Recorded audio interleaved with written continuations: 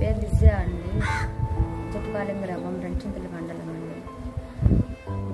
సడన్గా వాగులో పడి చనిపోయారండి, కొట్టుకొని వెళ్ళిపోయారు.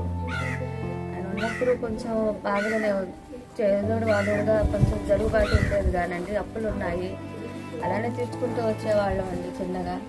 సడన్గా ఇలా అయిపోయేసరికి అసలు ఏం అర్థం కాలేదు. ఒక్కసారిగా అసలు అమ్మ నాన్న పరిస్థితి కూడా అంతంత మాత్రం మాకు పెట్టేవాళ్ళు కాదనమాట. ఆ టైంలో జగనన్న పథకం అనుకుంటే చెప్పారు, మాకు వెళ్ళి పెట్టుకున్నాము. మొత్తానికి జగనన్న పథకం వచ్చిందండి. ఆ పథకం రావటం వల్లనే అప్పులు అన్నీ తీరిపోయి ఇల్లు నిలబడ్డట్టేనండి ఒక రకంగా. అయితే లేదంటే అప్పుల కోసం ఇల్లు కూడా అమ్ముకునే పరిస్థితి వచ్చేదేమో. ఎందుకంటే ఒక్కదాన్ని ఇంకా కుట్టు మిషన్ మీద అప్పులన్నీ తీర్చే వాళ్ళం కాదు కాబట్టి ఇల్లు అమ్ముకునే పరిస్థితి వచ్చేది. నిజానికి ఆ పరిస్థితి రాకుండా జగనన్న పథకం వల్ల నాకు ఉండడానికి ఇల్లు